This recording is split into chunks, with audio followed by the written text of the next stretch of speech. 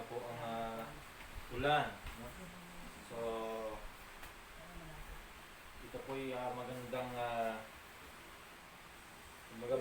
pangyayari to sapagkat ito ay maglalaman ulit sa mga dams natin para patuloy tayo magkaroon ng tubig. And higit sa lahat sa ating mga pananim. No? Ano sa lahat matutuwa rito? Of course, ang ating mga kapatid na magsasaka. Salamat, may lupa tayong tinatamnan. Salamat, may patubig at ulan tayong nagdidilig sa ating mga pananim.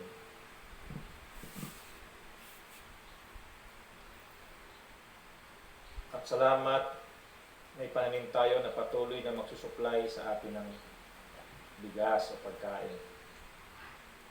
Salamat sa mga magsasaka nagtsatsaga at may kasayahang manatili sa kanilang propesyon. Hindi nila iniwan ang pagsasaka na sa tingin ng iba ay hindi ito ang buhay. Kaya naingganyong magpalit ng trabaho at lisanin ang kabukiran upang manirahan sa syudad. Tandaan, ang pagsasaka ay isang marangal na trabaho at napaka-importanting propesyon na nagpapakain sa atin sa buong mundo. Saludo ako sa kanila. They have skill, trabahong kailangan ng sipag, tiyaga, malusog at malakas na pangangatawan.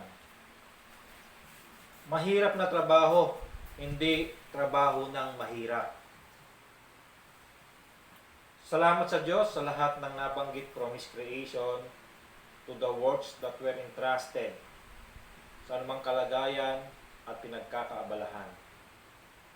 Sa contentment na binibigay upang manatili sa pinaglagyan at pinagkatiwala sa bawat isa. Happy of being a husband and wife. Masaya sa pagiging magulang, sa pagiging anak, at sa lahat ng relasyon na meron ang bawat isa. Kasyang kasiyahan. So parang ibig sabihin yung hindi nagkukulang, no? Yung nararamdaman mong kaligayahan ay hindi nagkukulang despite na may kakulangan, no, na nakapaligid sa iyo. Una, kasiyahang hindi nagkulang at mapaghanap. Kontento at mapagpasalamat sa kung anong meron. Hindi naman ibig sabihin na makontento na hindi na ibibigay ang best, no? Kaya yung mga nag-aaral dito, kailangan sa pag-aaral natin, ibigay natin kung ano yung best. No? Hindi yung tama na yan, o okay na yan, okay na yung ganitong grade. Tandaan natin, we are doing everything not for men, but for God with thanksgiving. Huwag makontento sa katamaran at umasa na lang sa bigay. Ibig sabihin ng contentment din, no? Kasi minsan na pagpapalit nila, no? Maging mapagpasalamat sa anong meron ka na namamanage mo ng tama, being a good steward. Contentment is not mediocrity, na you will aim more for excellence para mapakitang you are the best or angat ka sa iba. No? Ingat, baka this will lead you to greediness or yung tinatawag na covetousness. Without any satisfaction, kahit na anong gawin mo, hindi ka makakontento, hindi ka nasasatisfy. Being excellent is not for outside outcome, especially yung natawag nilang pagyaman, but for your inner wealth. No? Nandito sa loob. That includes your moral, your character, at higit sa lahat, yung spiritual na kalagayan mo. To show the best in you in terms of talent, resources, ability, and capability. Then the rest will follow, like compensation and reward. Okay, sige po, sabay-sabay natin basahin. Verse 6. But godliness with the contentment is great gain. For we brought nothing into the world, and we can take nothing out of it. But if we have food and clothing, we will be content with that. Those who want to get rich fall into temptation and a trap and into many foolish and harmful desires that plunge people into ruin and destruction. For the love of money is a root of all kinds of evil. Some people eager for money have wandered from the faith and pierced themselves with many griefs. So, sa ating unang verse, but godliness with content. Ano muna yung godliness? No? 1 Timothy 4:8. For physical training is of some value, but godliness has value for all things, holding promise for both the present life and the life to come. And in 2 Peter 3:11, since everything will be destroyed in this way, what kind of people ought you to be? You ought to live holy and godly lives. So, yung unang verse, 1 Timothy 4:8. So, babasahin natin yung from 7. Datapat itakwil mo ang mga kathang masama at walang kabuluhan at magsanay ka sa kabanalan. So, yun ang ibig sabihin ng godliness. No? So, yun yung pagsasanay natin sa kabanalan. So, ating aalisin lahat. No? Iwawaksin natin lahat ng masama. Sapagkat sa pagsasanay ng katawan ay may kaunting pakinabang.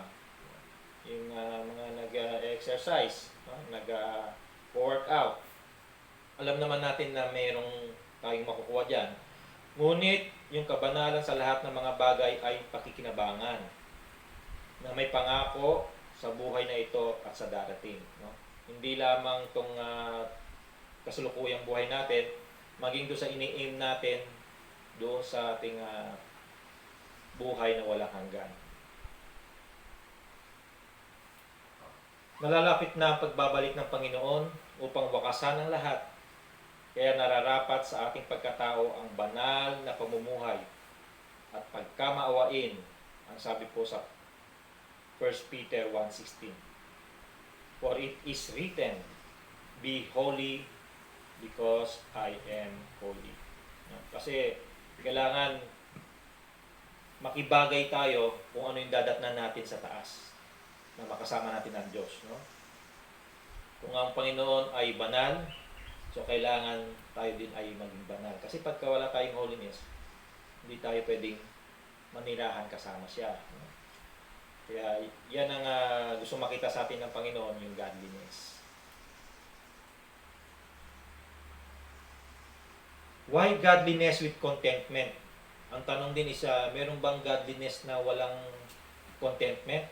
No? 1 Timothy 6:3-5. Doon sa ating binasa na verse 6, kung mapapasin natin, di ba, simula niya is but. So, ibig sabihin, may kinalaman yung mga naunang verses. Kaya tayo bumalik ng 3-5. So, sabi, if anyone teaches otherwise and does not agree to the sound instruction of our Lord Jesus Christ and to godly teaching, they are conceited and understand nothing. They have an unhealthy interest in controversies and quarrels about words that result envy, strife, malicious talk, evil suspicions, and constant friction between people of corrupt mind who have been robbed of the truth and who think that godliness is a means to financial gain. So again, our text on 1 Timothy 6:6 started with the word but. So their previous verses has to do something with the context of this text, no? Because there is teaching about godliness without contentment, and this is considered a fresh warning for us since we still hear this false teaching who robbed the truth and created a corrupted mind that think godliness is means to. So yun ang thinking ng iba, na pagka tayo ay nagpa-practice ng ating kabanalan, automatic, no, ang ibig sabihin lang, makita sa'yo na ikaw din dapat ay nagkakaroon ng financial gain. No? Pero unfair, no? Kasi meron at meron pa rin na nanatili sa atin na hindi yung mayaman. Sa tingin nyo bakit? Kasi hindi na magkakaroon ng balance. No?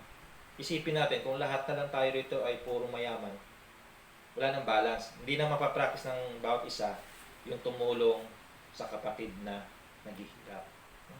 And on the verse 7, no, yung ating binasang context kanina, for we brought nothing into the world and we can take nothing out of it.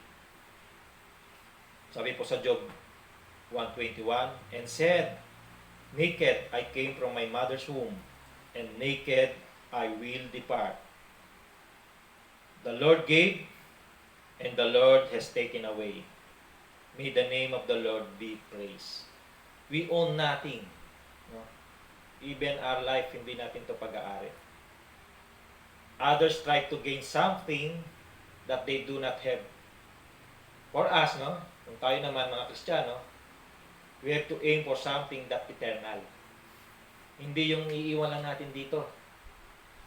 Paglisan natin, no, iiwan natin, kasamang masisira sa wakas ng panahon at sa wakas ng mundo. So, aanin mo yung mga yan. Okay? But, if we have food and clothing, we will be content with that. Sabi po sa Philippians 4:19, and my God will meet all your needs according to the riches of His glory in Christ Jesus. Proverbs 19:23, the fear of the Lord leads to life, then one rests content and touched by trouble. Ano ba ang pangunahing pangangailangan mo upang mabuhay? Yung iba, nagugulumihan kapag walang bagong damit. Yung iba, kapag hindi masarap o isa lang ang ulam, nalulungkot na. Maging mapagpasalamat sa mga pangangailangan na tinanggap. Ang sabi po sa Matthew 6:25-30, therefore, I tell you, do not worry about your life, what you will eat or drink, or about your body, what you will wear. Is not life more than food, and the body more than clothes? Look at the birds of the air.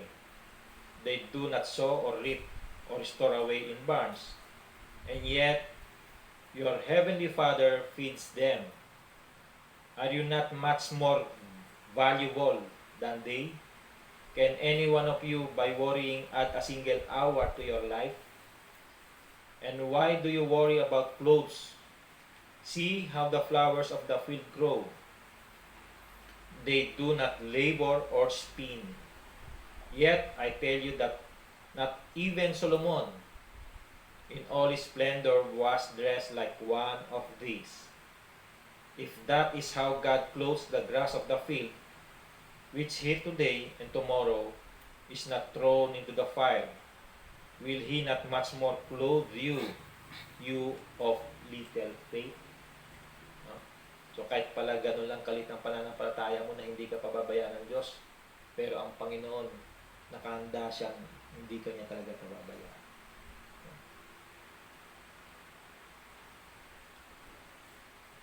On verse 9,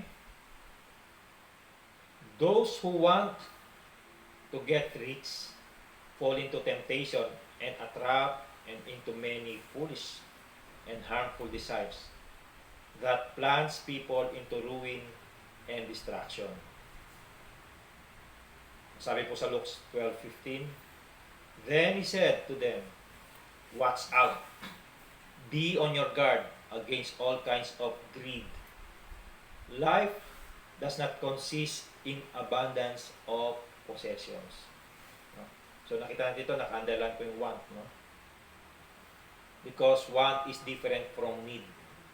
Yung need yung kanina, yung verse kanina, panganamit, yung pagkain, no? Pero iba po yung want. To have more than what you need. Walang masama po sa pagyaman. Lalo na ito ay pinagpagalan, no? Binuhusan ng abilidad, sipag, talino at tiyaga. Ang mahirap pagka ikaw ay may inapakang kapwa mo o ikaw ay gumawa ng masama. Patas naman po kasi ang Diyos pagdating dito. Ang kaibahan ng walang godliness with contentment ay nauuwi minsan sa greediness, wickedness, and covetousness. Lalo na nagtatago ka sa pagtuturo ng godliness upang magkaroon ng financial gain. O nawili ka na ding sumunod sa mga turong ito. It is a dangerous thing to use religion as a cover-up for acquiring wealth.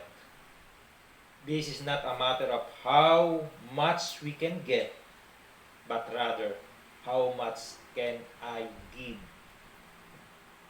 Example po nito, yung negosyo, I call it negosyo sa likuran ng verse. No? Minsan magtataka ka na lang, may message sa'yo, is either text or private message sa FB. Lagi, madalas, no? Nagte-text sa'yo ng verse.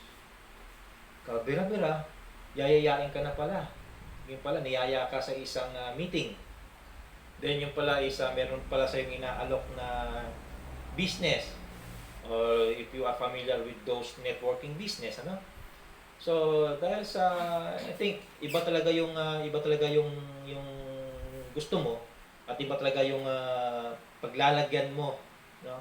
So, in short, no, tinurn down mo, hindi ka nag-join. Then after that, never ka nang makareceive ng message from. No? Hindi ka na text, hindi ka na i-PPM. Samantalang dati, ang dalas mag-throw ng verses. No? So, yun pala is, mayroon lang palang gusto sa'yo. This describe a person who has to have more material things in order to be happy and to feel successful. And wanting more without satisfaction that lead to bondage, no? Not to freedom. Para siyang nakakulong na doon, no? Parang yung pinag-usapan namin ni Precious na pag nandun ka sa kalagayan na yon, kailangan maintain mo. Sabi ni Precious, maintenance ang mahirap. I-maintain mo para hindi ka na bumaba. Ang hirap ata ng dati kang nandun tapos bigla kang babagsak. Diba, no? So, maintain mo. Sa pag maintain mo to, you will aim for more. Kasi walang satisfaction eh. No? Nagkaroon ka na ng million, but still your target is another 2 million. So, hindi mo alam ano ba talaga ang target mo. Makakalimutan na tuloy na ang satisfaction ay nanggagaling at matatanggap lamang natin sa Diyos. Resulta, napapalayo na tayo sa godliness na nais makita ng Panginoon sa atin. Ang pinakamasakit nito, sa kadahilan ng gustong yumaman, hindi na kontento na napoprovide ang mga basic needs. So, ang dati nagtuturo ng Ebanghelyo ay nagiging false preacher na embracing prosperity gospel, leading them to twist scriptures. Then, anong nagiging produkto nila? Of course, false disciples. Then, on the verse 10, 1 Timothy 6, for the love of money is a root of all kinds of evil. Some people eager for money have wandered from the faith and pierced themselves with many griefs. Hebrews 13:5, keep your lives free from the love of money and be content with what you have, because God has said, tandaan natin to, never will I leave you, never will I forsake you. sa sariling pangangatwiran ng iba, hindi naman masama ang pera. Ang masama daw ay yung kapag love of money. No? Malinaw naman ang binanggit na love of money is your eagerness to have that money. Sabing eagerness, you are too busy. No? Nagiging busy ka na habulin yan. At nakakalimutan mo na yung priority mo. Hindi naman dito dina-justify kung how small or how big is that money. No? And how you spend. Subalit kung paano ka ilayo nito sa iyong pananampalataya. At nagbibigay sa iyo ng frustrations if di mo makamit yung pera na wala ka. You are targeting for that, you are aiming for that. Pag di mo nakuha, napo-frustrate tayo. The opposite of this love of money is your contentment. Kung ano meron ka, hindi yung kung ano ang wala ka. Dahil higit sa lahat, meron tayong Diyos na nagbibigay ng assurance na di niya tayo iiwan at di niya tayo pababayaan.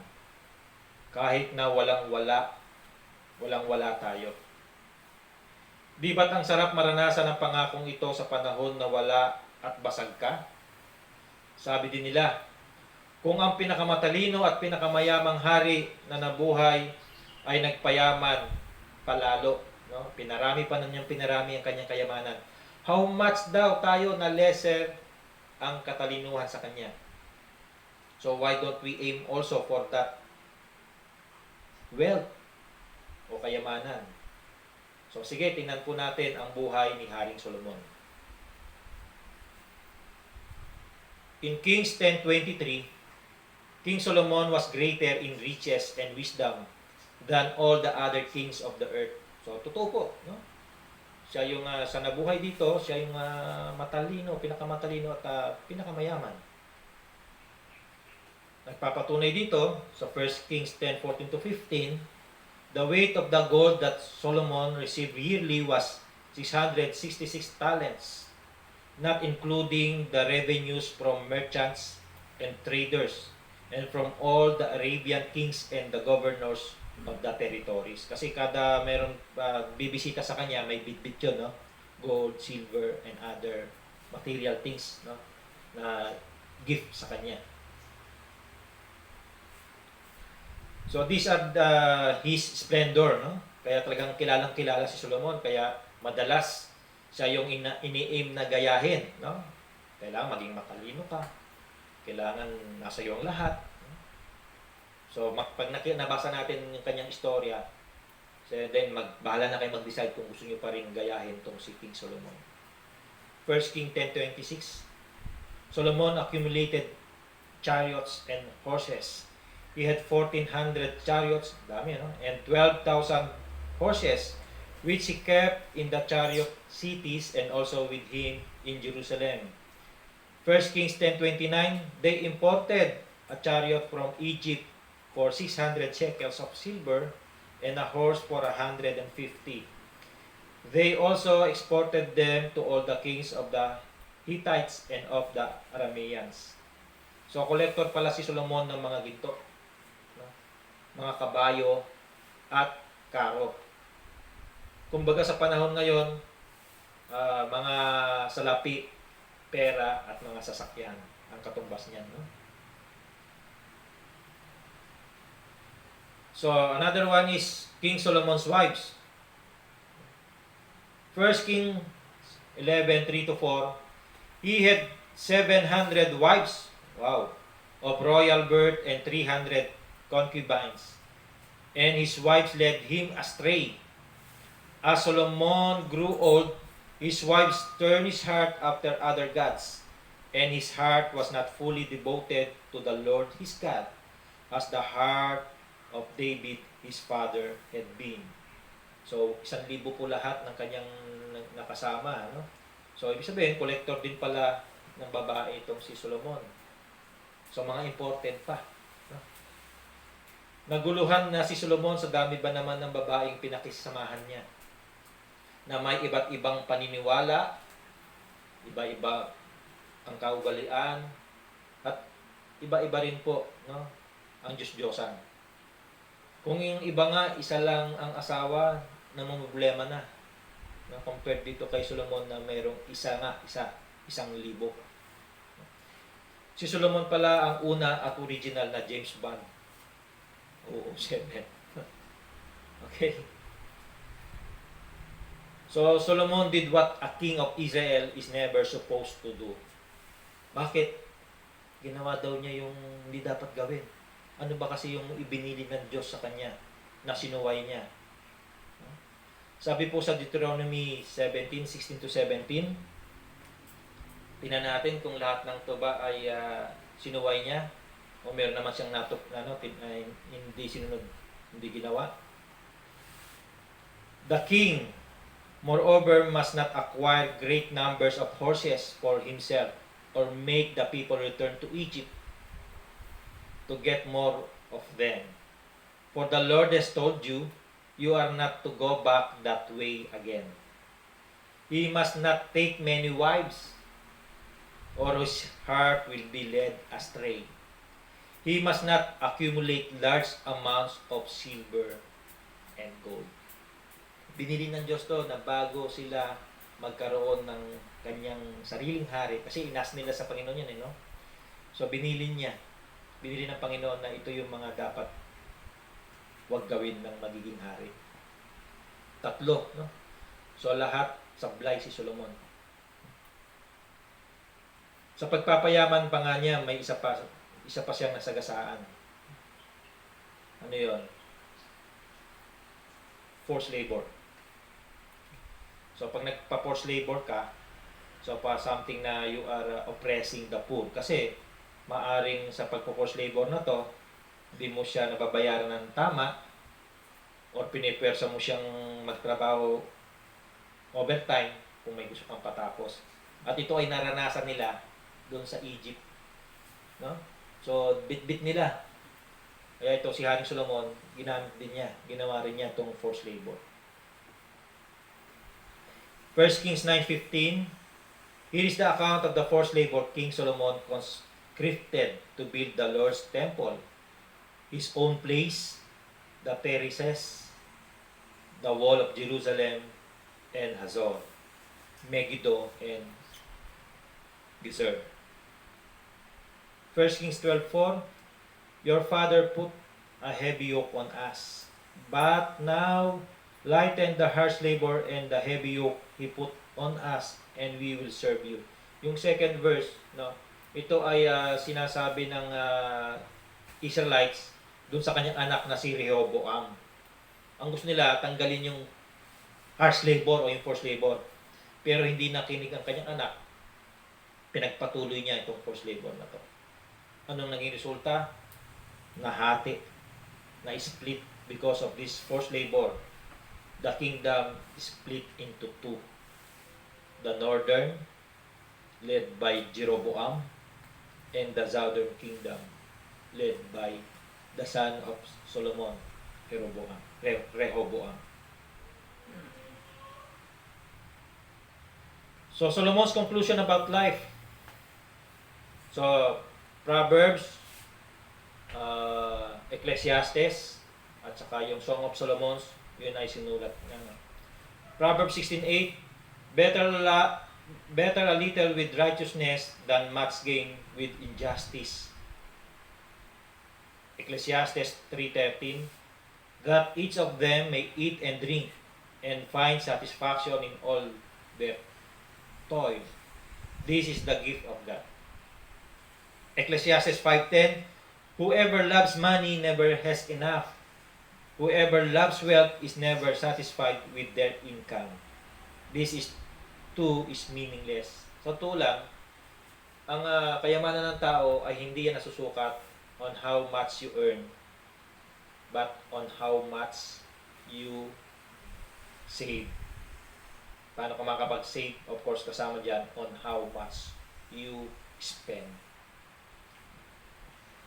Sinulat niya ang Ecclesiastes sa prime age niya, no? Most probably the time na malapit na siyang umuwi. No? Ibig sabihin, malapit na siya sigurong mawala. Sabi niya, according to him,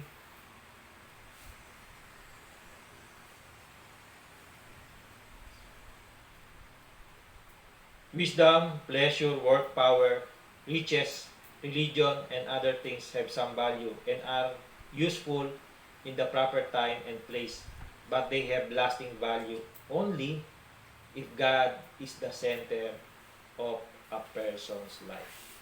Doon lang nagkakaroon ng purpose yung mga bagay na yan. But for him, sabi niya sa Ecclesiastes 1:2, meaningless, meaningless, says the teacher. Utterly meaningless. Everything is meaningless. Walang saysay ang lahat. At ang conclusion niya sa Ecclesiastes 12:13, now all has been heard. Here is the conclusion. Remember yung ating first verse kay Solomon, the 1 King 10:14, yung weight of gold that Solomon received yearly was 666 talents, no? So yung 666, no? So ito ba ay coincident, no? Sabi po sa Revelation 13:16-18, if you heard this verse about the mark of the beast, no? It also forced all people, great and small, rich and poor, free and slave, to receive a mark on their right hands or on their foreheads, so that they could not buy or sell. No? Hindi ka na makakabili, hindi ka makapagbenta. Unless they had the mark, which is the name of the beast, or the number of its name. This calls for wisdom. Let the person who has insight calculate the number of the beast, for it is the number of a man. That number, 666, no? 666. Same as, no, doon sa pagkanulo ni Judas sa Panginoong Kristo. Saan siya pinagkanulo? Pinagpalit? Sa pera. Matthew 26:14-16. Then one of the 12, the one called Judas Iscariot, went to the chief priest and asked, what are you willing to give me if I deliver him over to you? So they counted out for him 30 pieces of silver. From then on, Judas watched for an opportunity to hand him over. Again, kasyang kasiyahan. True happiness does not depend on material condition. Contentment is being happy with what you have rather than focusing on what you do not have. It is not absence of pleasure, but it is presence of thanksgiving for the provisions of God for all your needs. Contentment is discovering the joy of life than focusing on being forever unsatisfied and longing for what may never be. Biblical contentment found in striving to be more like Christ. Yung Christ-likeness na pamumuhay. We cannot find contentment in God's creation or in things like people or material possessions or money. In fact, these things may hinder us to find the true happiness and contentment that can be found in Christ. So, contentment in Christ. So, matatagpuan lang natin to sa ating Panginoong Hesus. Okay? Sige, let's pray.